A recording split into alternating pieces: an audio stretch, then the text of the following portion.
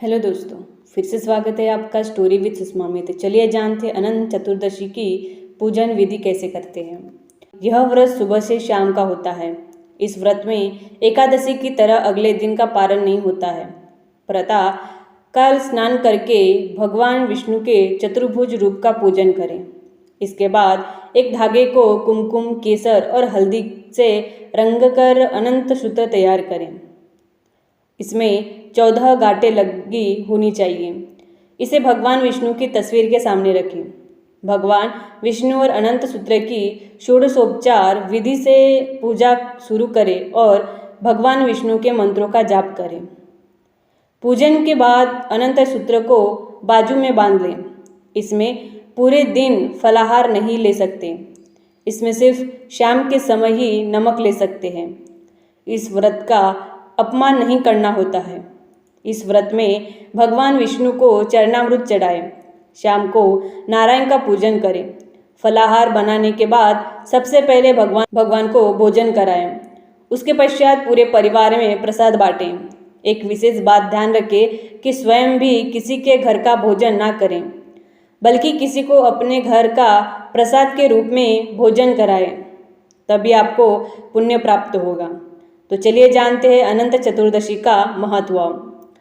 अनंत चतुर्दशी भगवान नारायण के पूजन का पर्व है।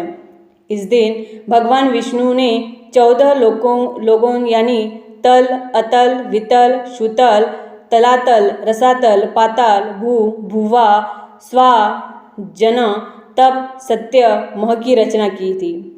इस दिन ही गणेश जी को विसर्जित करते हैं। जिन लोगों के रोग ठीक नहीं हो रहे हैं उन लोगों को ये व्रत रखना चाहिए। परिवार में कोई भी इस व्रत को रख सकता है, चाहे पति के लिए पत्नी, पत्नी के लिए पति या पिता के लिए पुत्र यह व्रत कर सकता है। लोन की समस्या अगर आ रही हो तो वह लोग भी अनंत चतुर्दशी का उपवास रख सकते हैं। कुछ समय में ही आपको लोन मुक्त हो जाएंगे। अगर किसी के घर में क्लेश चल रहा है तो उन लोगों को अनंत चतुर्दशी के उपवास के बाद जायफल अपने हाथ से भगवान विष्णु को अर्पण करना चाहिए। उसके बाद उसे जल में प्रवाह या पीपल के पेड़ के नीचे रखने से घर का क्लेश समाप्त हो जाएगा। तो चलिए जानते हैं अनंत चतुर्दशी की कथा। महाभारत की कथा के अनुसार कौरवों ने छल से जुए में पांडवों को हरा दिया था। इसके बाद पांडवों को अपना राजपाट त्याग कर वनवास जाना पड़ा। इस दौरान पांडवों ने बहुत कष्ट उठाए।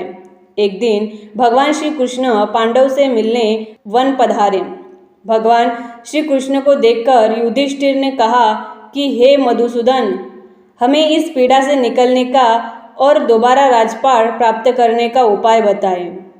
युधिष्ठिर की बात सुनकर भगवान ने कहा, आप सभी भाई पत्नी समेत भाद्र शुक्ल चतुर्दशी का व्रत रखें और अनंत भगवान की पूजा करें। इस पर युधिष्ठिर ने पूछा कि अनंत भगवान कौन हैं? इनके बारे में हमें बताएं। इसके उत्तर में श्री कृष्ण ने कहा कि यह भगवान विष्णु के ही रूप हैं। चतुर्मास में भगवान विष्णु शेषनाग की शैया पर अनंत शयन में रहते हैं। अनंत भगवान ने ही वामन अवतार में 2 पग में ही तीनों लोक को नाप लिया था। इनके ना तो आदि का पता है ना अंत का, इसलिए यह अनंत कहलाते हैं। अतः इनके पूजन से आपके सभी कष्ट समाप्त हो जाएंगे।